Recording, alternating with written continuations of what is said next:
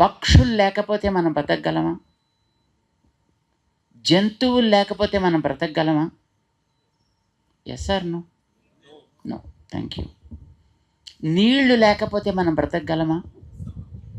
గాలి లేకపోతే? నో.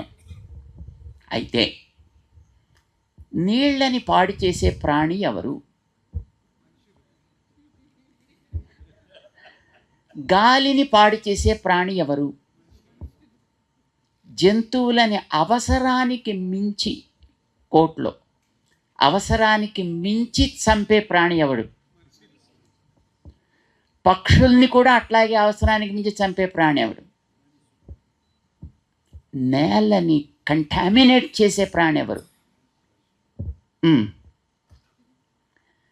అబద్ధాలాడే ప్రాణి ఎవరు?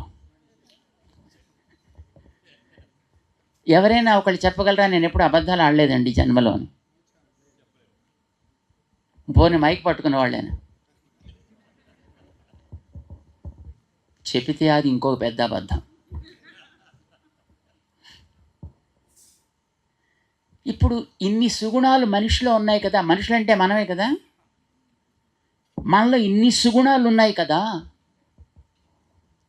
నిజానికి ఆ దేవుడు ఎవడు అనేది ఇప్పుడు that's not our topic, so I don't say any name of god, right?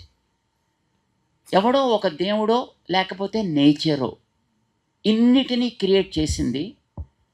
Do you expect that nature will love us, the humans?